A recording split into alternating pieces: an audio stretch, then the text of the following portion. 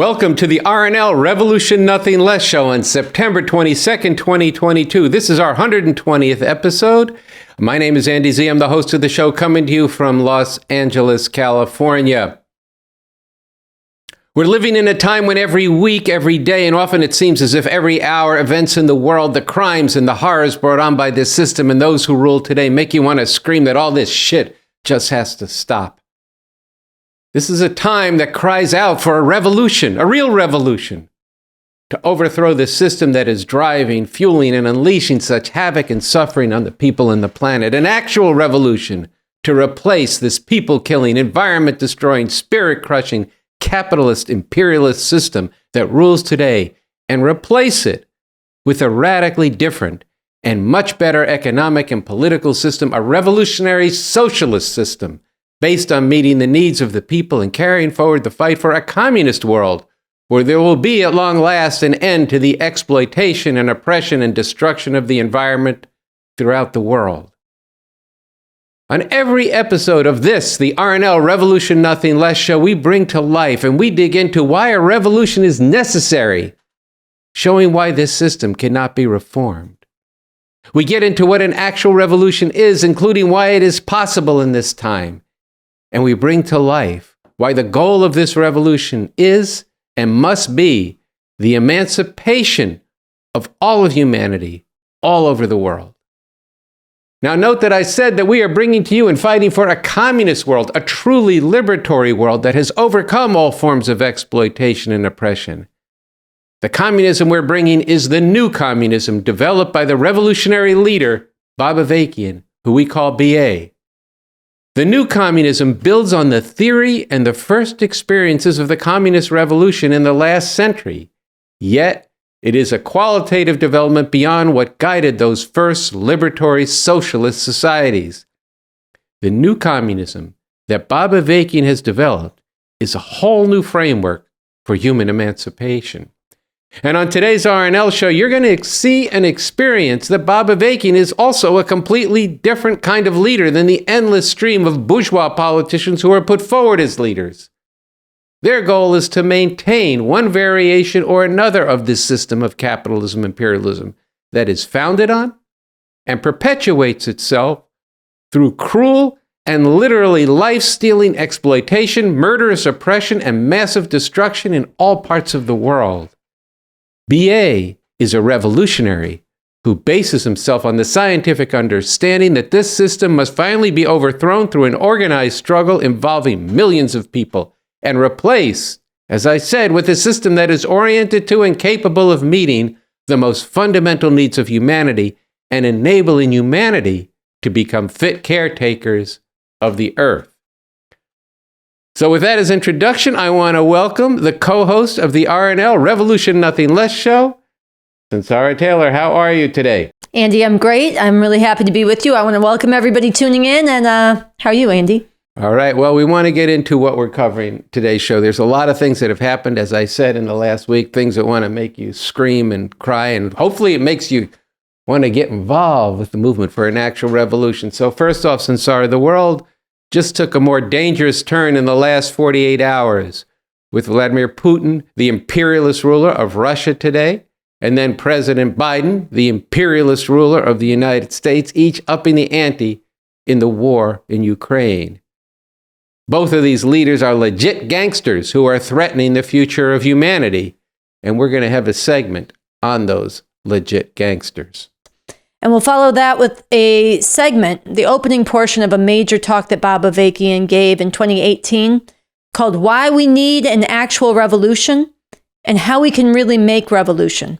This clip is an introduction not only to Bob Avakian's full speech, which all of you should watch. It's available at our channel on YouTube. But also it's a great introduction to this, the RNL, the Revolution Nothing Less show. It's an introduction to our mission, to what we bring you in every episode, and to what you need to make your mission. And join in taking to thousands and then millions more people to take up as their mission. And then we will bring you part 2 of an interview I did with Raymond Lotta that we are serializing here at the RNL Show, drawing on an article that he was the lead writer for at revcom.us titled Biden's Imperialist Climate Bill, The Devil Lies in the Big Picture. And the devastating storms and hurricanes that we saw this past week in Alaska, Puerto Rico, Dominican Republic, and Japan only underscore the stakes of the environmental emergency. And then on September 15th, Roger Federer, the incredible athlete, announced his retirement from professional tennis. So Andy is going to share a few words about that and point you to something very important from Bob Avakian. And then after that, Sunsara, you're going to announce some of the upcoming plans for Rise Up for Abortion Rights. And so let's get started now with today's program. In the last 2 weeks, the war in Ukraine has moved into a more directly dangerous phase. The Ukrainian army, utilizing billions of dollars of U.S. arms, carried out a very successful offensive, taking back hundreds of square miles of land from Russia. The plans for this offensive were reviewed and in significant part changed and finalized by the United States, and U.S. advisors played a role in the operations. Vladimir Putin, the leader of Russia, responded by mobilizing an additional 300,000 Russian reservists. Then, in a major speech, he said that Russia would support referendums that have been initiated by forces loyal to Russia inside the Ukrainian areas that Russia is currently occupying. And these referendums are over whether those areas will be officially stripped away from Ukraine and made part of Russia. Meanwhile, in response to an offensive by the Ukrainians in Kherson, Putin said, quote, "If the territorial integrity of our country is threatened, we will of course use all means at our disposal to defend Russia and our people." End quote. Для защиты России и нашего народа мы, безусловно, используем все имеющиеся в нашем распоряжении средства. Это не блеф. All means implies the possibility of nuclear weapons. For their part, U.S. President Biden and President Zelensky of Ukraine responded at the United Nations on Wednesday. Zelensky demanded just punishment for Russia's crime during the war. Biden accused Russia of extremely significant violations of the UN Charter.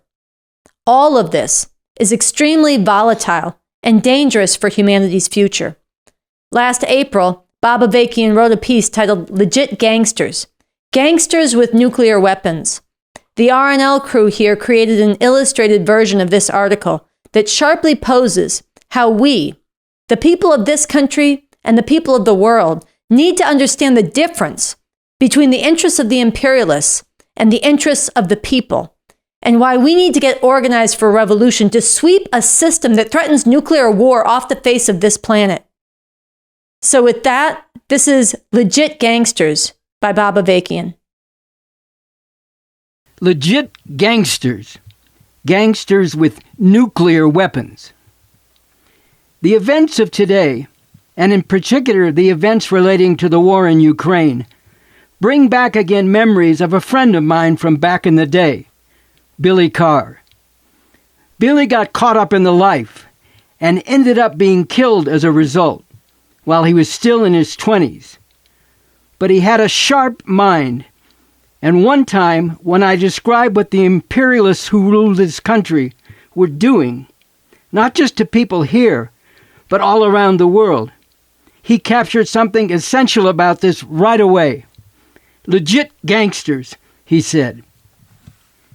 Today we hear Biden and other legit gangsters who rule this country and their media mouthpieces chanting a constant chorus about Putin as a war criminal. War crimes. Putin is a war criminal. War crimes. And major war crimes. Because of the destruction and carnage Russia is responsible for in Ukraine.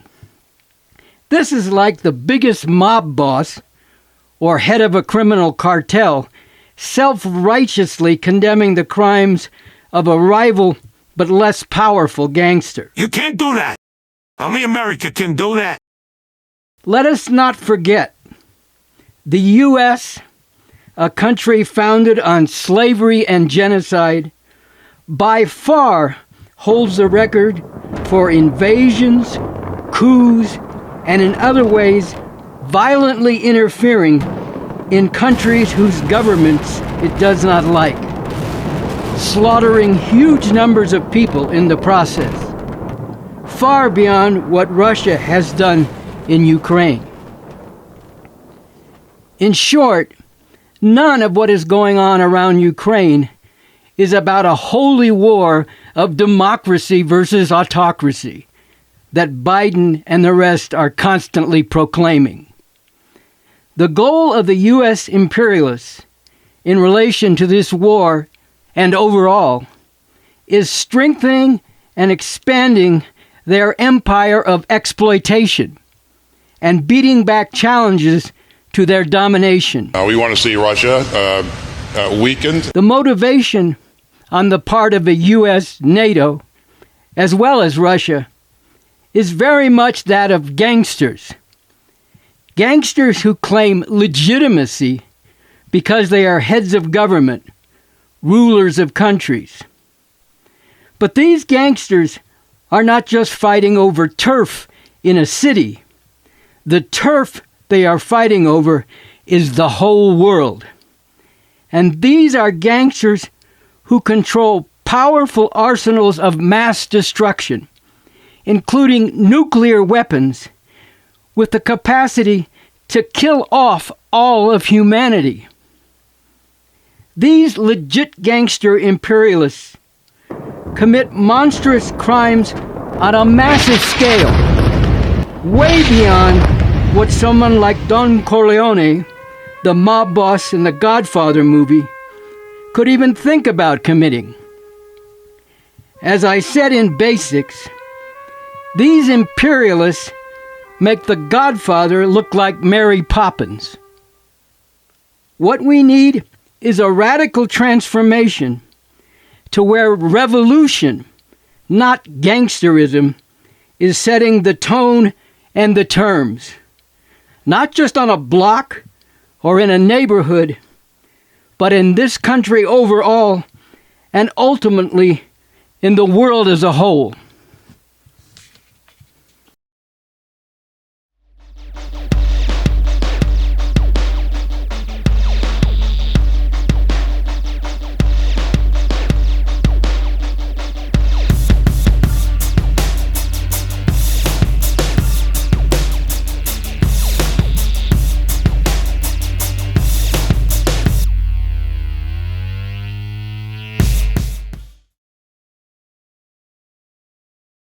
Join me in welcoming Bob Avakian.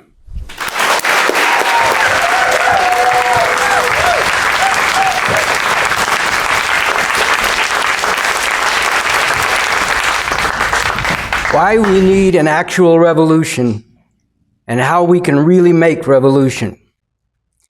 This talk will elaborate on and go more deeply into what is set forth in How We Can Win, how we can really make revolution, a statement from the Revolutionary Communist Party, which provides a crucial guideline that should be taken up and acted on by everyone who hungers for and wants to be part of bringing into being a world without the horrors to which the masses of humanity are continually subjected. In line with that, in speaking here about what we need to be doing, I am not just talking about those of us who are already involved, but all those who need to become part of this revolution. This will consist of two parts. One, only an actual revolution can bring about the fundamental change that is needed. And two, how we can really make revolution. So let's get right into it. One, only an actual revolution can bring about the fundamental change that is needed. In 2012, in Revolution Nothing Less, I talked about the outrageous murder of Ramarley Graham earlier that same year, shot down in his own house in the Bronx by the New York City police. He was only 18 years old. Do I have to tell you what race he was? His mother kept saying, "This has to stop." And his father repeated over and over, "Why did they kill my son? Why did they kill my son?" New York cops then loudly rallied around their fellow pig who murdered Ramarley in cold blood, viciously taunting Ramarley's family and loved ones, demonstrating yet one more time the ugly truth that in the way this country has been built, and for the powers that be in this country, the humanity of black people has never counted for anything. They have never been valued as human beings, but only as things to be exploited, oppressed, and repressed. 6 years later, and with cold-blooded murders by police continuing in an unbroken chain, I will say again now what I said then. How many more times does this have to happen? How many more times do the tears and the cries of anguish and anger have to pour forth from the wounded hearts of people? How many more times, when another of these outrageous murders is perpetrated by the police, do we have to hear those words that pour gasoline on the already burning wounds? Justifiable homicide, justified use of force by police. How many more? Ramarley Graham, Nicholas Hayward Jr., Tamir Rice, Eric Garner, Darius Pinex, Oscar Grant, Manuel Diaz, Joel Acevedo, Laquan McDonald, Ayanna Stanley Jones, Sandra Bland, Jack Sun, Rennie Davis, Michael Brown, Freddie Gray, Maurice Granton, Harith Augustus. The list goes on and on and on. Thousands and thousands, especially Black and Latino and Native American. If this were the only thing wrong with this system, it would be more than enough reason to sweep it off the earth. But this is only part of the intolerable outrages that are continually perpetrated by this system and that cause so much unnecessary suffering for the masses of humanity. So let's go back to why and what it will take to make all the outrages really stop. Why are Black people, Latinos, and Native Americans subjected to genocidal persecution, mass incarceration, police brutality, and murder? Why is there the patriarchal degradation, dehumanization, and subjugation of all women everywhere, and oppression based on gender or sexual orientation? Why are there wars of empire, armies of occupation, and crimes against humanity?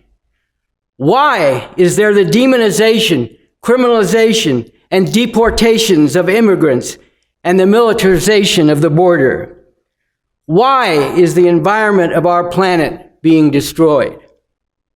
These are what we call the 5 stops, deep and defining contradictions of this system, with all the destruction and suffering they cause, which must be protested and resisted in a powerful way, with a real determination to stop them, but which can only be finally ended by putting an end to this system itself.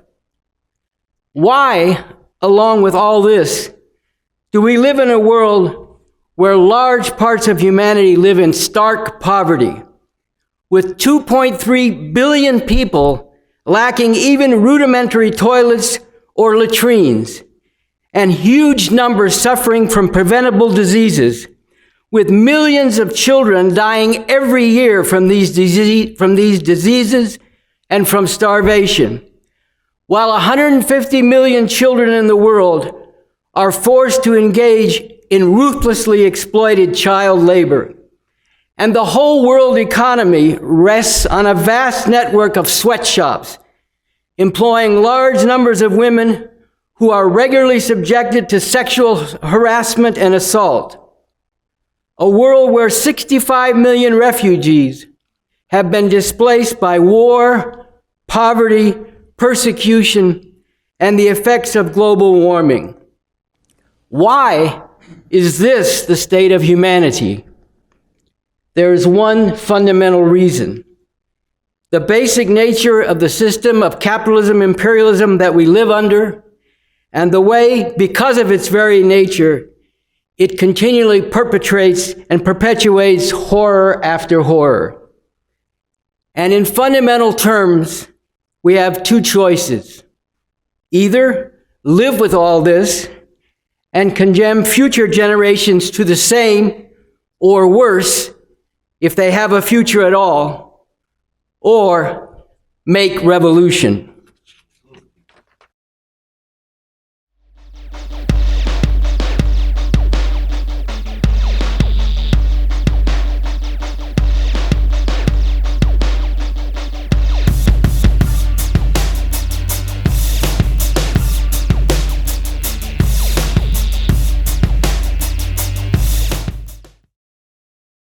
Raymond, so last week we ran the first part of our interview where you went into what you meant by the devil is in the big picture about this climate bill, and really brought out what this is all about, the tremendous danger and trajectory of the environmental crisis, the climate crisis, and how this bill does not fix that, does not redress that, but in fact sets us on a very dangerous course that even could be existential for the future of our species. So let's get going again, Raymond. There's two overlapping responses to this bill that typify the leading mainstream environmental spokespeople in the organizations, what they've said about this. First is the line that, well, look, this bill is a start and something is better than nothing. And sometimes some of them will add a point that, look, okay, it's not everything, but once this gets going and there's some progress, then momentum's going to build and there'll be better things to come. And anyway, this might delay some of the most catastrophic impact of accelerating climate change. And as I said, this is the position of a lot of mainstream environmental organizations and progressive Democratic politicians. How do you speak to that in the article, and what are your thoughts on it? Yeah. As I said, if it were a genuine start to a green economy, a sustainable economy, then that would be a very positive thing. But what I'm saying is two things. One, this bill perpetuates the dependency of the U.S. economy on fossil fuels. And I've indicated some of the key measures of that. One, that there's no mandate, no requirement, for, industry and agriculture and transport to slash emissions. There's no requirement, to shut down power plants and that run on fossil fuels, coal and natural gas, and to replace them with sustainably energy-driven power generation. And I also indicated, all of what is not captured in the math, if you will, of the promised carbon emissions. I spoke about overseas operations of U.S. Multinational corporations and, how extensive their carbon emissions are, but that's not counted, in the calculations of how much the U.S. is contributing to the atmospheric pollution caused by the use of carbon. And let's, again, talk about the seriousness of this. There's a new study that we quote that indicates that one of five deaths on this planet are caused by carbon pollution. And I also spoke about, how right now the world is on track to producing twice the amount of emissions that, are beyond the pale of what is required to avoid reaching this point of a temperature rise of 2.7 degrees Fahrenheit in the temperature scale that we use. I also want to mention here that this bill doesn't in any way address the consumption of oil by the U.S. military, the genocidal U.S. military. The U.S. military is the largest single institutional consumer user of oil in the world.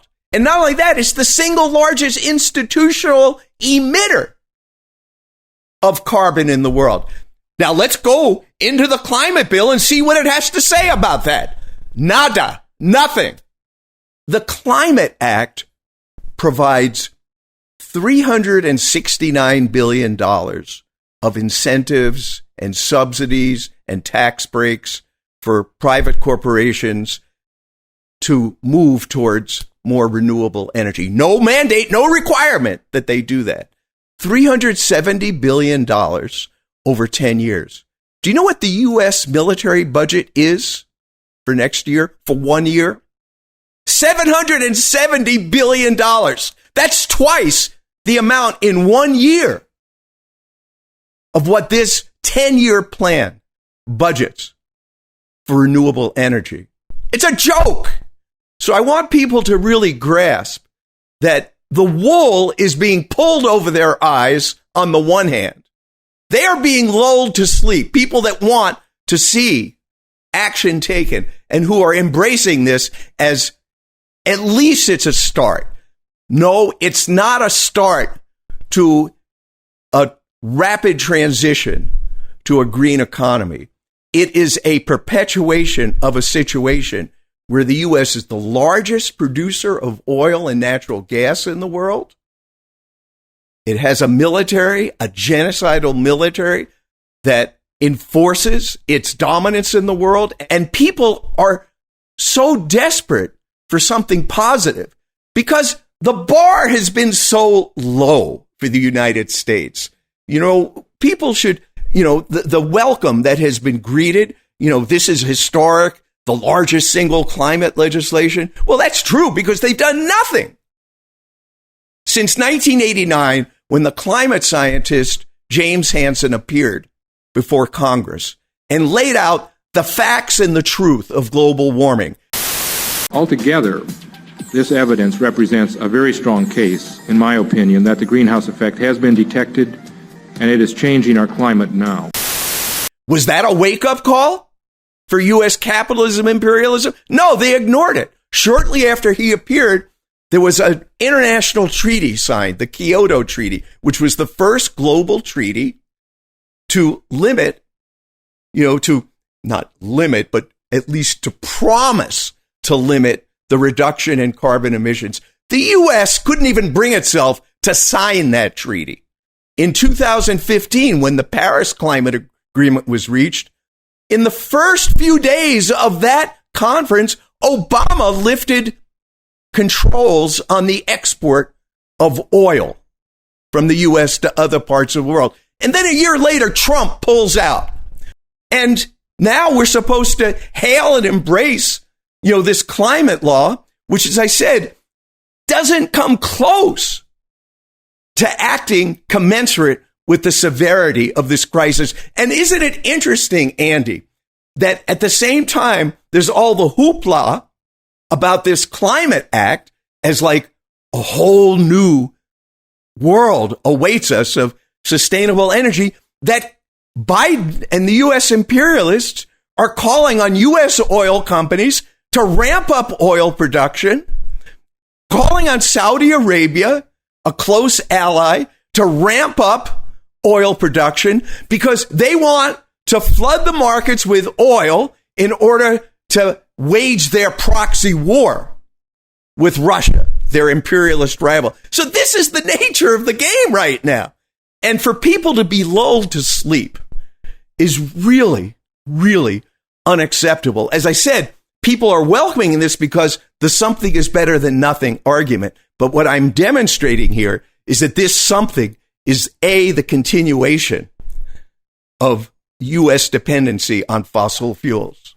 I'd like to talk a little bit more about, and going back to the fact of the accelerating danger, and then what you just called the wool over people's eyes and the celebration of something that is actually not going to redress this situation. There are people, millions of people, that are so concerned and passionately so about this climate crisis and the role, the culpability of U.S. imperialism. Although people don't understand capitalist imperialism, they do understand that the United States plays this outside outsized, disproportionate role in this. And all of these phenomena that I described in the first segment, what's happening, the melting of the Greenland glaciers, what's happening in Pakistan, and 1/3 of the country, experiencing floods right now. This is all accelerating. And for people to somehow get solace and comfort in this law, which, as I said, it's not just inadequate in terms of what it's doing on the front of sustainable renewable energy. And again, that's wind, solar power, geothermal, hydro, but principally solar and wind power. It's not in any way affecting the kind of rapid transition to a green economy. And on the other hand, and what I'm emphasizing is that it is prolonging the dependency of the U.S. economy on oil, and not just its dependency, but here's the key link: its dominance in the world, through its military, through its overseas, networks of production, cheap labor, super exploited. This is, when we talk about supply chains, we hear that in the news in terms of the pandemic and the disruption. But these supply chains are driven by fossil fuel. And all of this is part of the picture and the calculation of U.S. imperialism. And I should say that there is, when we were researching this article, Andy, we were saying, well, is it a total hoax? Is there no concern for renewable energy in any sense? No, there is a strategic concern about renewable energy. And that is not a concern about, putting the U.S. economy and contributing and collaborating with the people of the world, to confront this crisis and to move off of fossil fuels. But there is, a concern that China, which is an imperialist rival of the United States, has the leg up in solar power. 80 to 85% of the world solar panels, are accounted for by China. And the U.S. position in the global market for solar panels and all the raw materials that go into it. And let's face reality again. We're talking about 35,000 child miners in the Congo, who are extracting and hauling out, lithium to fuel as part of the raw materials for, for the batteries for electric vehicles. So the U.S. is putting some attention to developing renewables, but not to replace fossil fuels, but rather to strengthen a component of the U.S. energy mix so that it can compete on a global scale with China, which is now sort of in the front lines of, solar power. And the U.S. is responding to that. But this is all proceeding from maintaining and extending the dominance of U.S. imperialism in the world, not from energy sustainability, but from energy security, geopolitics, geoeconomics, being able to dominate markets. And they are on a collision course with China, as you were saying, a collision course with nature. On the one hand, this is the twofold collision course, a collision course with nature. And then there's a collision course, especially right now, we see three imperialist powers, the United States, Russia, and China, all of whom are using fossil fuels as weapons. And then China is using, sustainable energy, solar, in its bid for economic strength. This is not a world that's coming to grips with an existential crisis. And in fact, at a time when there should be cooperation and collaboration between the people of the world and governments, there is now disengagement, confrontation. In fact, as I mentioned, the climate talks between China and the United States, the two largest emitters of carbon in the world, collapsed over the summer after Nancy Pelosi went to Taiwan in a provocative act. So this is kind of the big picture again, Andy, that we keep returning to. Well, it gets me to the point because all over a progressive press got this thing, you got to accentuate the positive, you see. Otherwise, we're going to demoralize the youth. We're going to demoralize people. If we told them the actual truth here, they would be filled with despair. Yet, how demoralized are people going to be if they actually have to confront what is coming without being told the actual truth? And telling people the scientific truth is a big part of what we bring on the RNL show. It's actually at the center of what Bob Avakian has contributed to the scientific approach to society and to revolution. But I'd like you to talk a little bit more about this line of we don't want to feed despair, therefore we're going to accentuate the positive in something that you're saying is not just not good enough, but is actually causing great harm. Yeah, I think what we're talking about is the truth on two fronts, Andy. One is the truth of science, right? What the science is telling us about global warming, and we've explored that in some depth, already. And then there's the truth about the nature of the system, of the society, the economics, the politics. What is the nature of this capitalist imperialist system and what it is capable of doing and what it is not capable of doing. And here is, the cold truth. This is a system that's capable of destroying the planet through nuclear war. It's a system that is right now put the planet on this course towards environmental devastation. But it's not a system that's capable of doing what science is telling us is necessary, urgently necessary, in terms of getting off of fossil fuels, radically transforming, the economies, the ways in which we live, how we consume, what we consume. And you have people that have two responses. One is they're looking for any kind of thread, and it's threadbare, Andy, any thread of hope, and they want to invest this climate act with, the positive that you're speaking of. And what we've analyzed through the course of our discussions is that this is not a positive. It's not like there's some good things in it and there are some bad things in it, and let's, kind of build up the good. No, this is a coherent imperialist program to maintain U.S. dependency on oil, its dominance, in fossil fuels, its strategic relations with fossil fuel partners like Mexico, Canada, and Saudi Arabia. And they are trying to, on that basis, build out, expand some renewable energy. But that is itself seen in the larger framework of imperialist calculations of energy security, of competing with China and dominating and gaining advantage in different markets. So this is the reality. So you have people that are, one, looking for hope where there is none.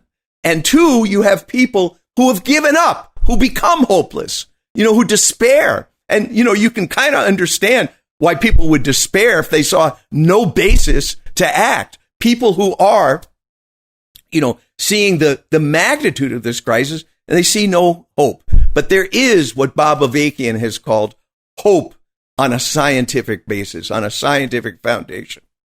Well, that's where we're going to go next. But I think it's this to conclude this part of this thing. They are chaining people to the destruction of the environment, and they're chaining people's minds and thinking and actions to the system that is bringing this down on humanity. And that double chain does speak to me of something Bob Avakian said, that the politics of the possible is the politics of monstrosity. It's always, well, this is what we can get done, and this will build hope in people, then we'll see. But actually, the opposite is what's happening. It is a monstrosity which is coming.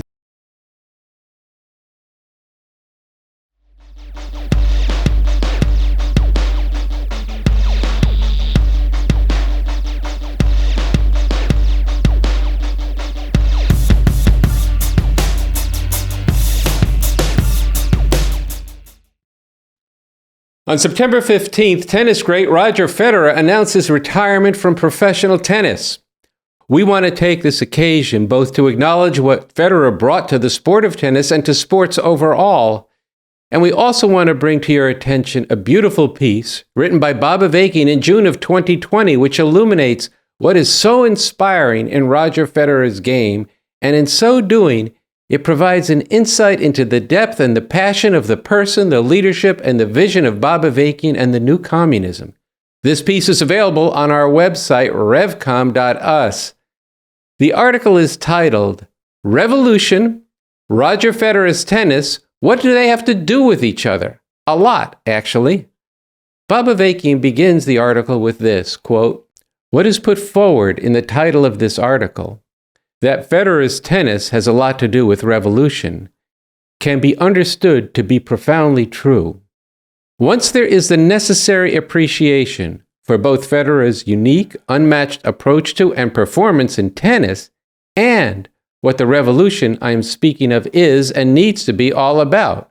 What defines Federer's tennis, and more than anything sets it apart from even his greatest rivals, more than all of his great accomplishments, playing at the highest level of men's tennis for nearly 2 decades, from the time he was around 20 to now when he is approaching 40, is the artistry and beauty of his game. And the revolution I am talking about, a revolution guided by communism in its further development with the new communism that has resulted from decades of work that I have carried out, this revolution, and the radically different society and world that it aims to bring into being, could not do without, and has as one of its main goals and requirements, precisely an appreciation of, and the flowering of beauty and artistry in many different dimensions of human endeavor, end quote. A little further down in the article, B.A. writes that, quote, Federer moves silently, seemingly effortlessly, and the only sound accompanying his strokes is that of the racket meeting and delivering the ball, with an incredible consistency, to just the spot where he intends it to go. Metaphors that could be invoked to describe this movement, such as comparing it to ballet or other dance, are not, in this case, cliches, but actually come close to capturing the fluidity and beauty of Federer's movement, end quote.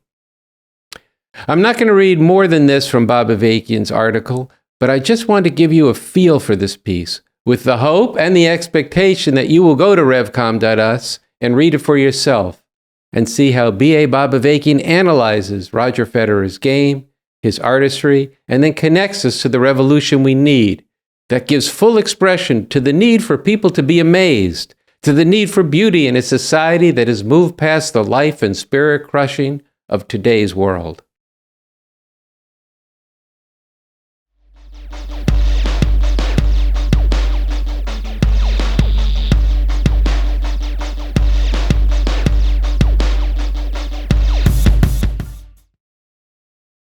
So finally, before closing out today's show, we want to touch on 2 things briefly.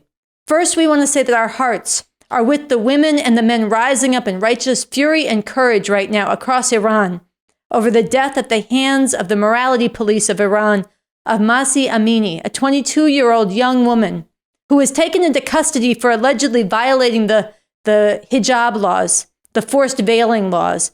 And she was beaten, it seems, and put into a coma, and she died 3 days later. And in response to this has struck a deep chord. And there are outpourings, including bonfires being lit with women taking off their hijabs and burning them, with cheering crowds demanding the end of the Islamic Republic and the regime there.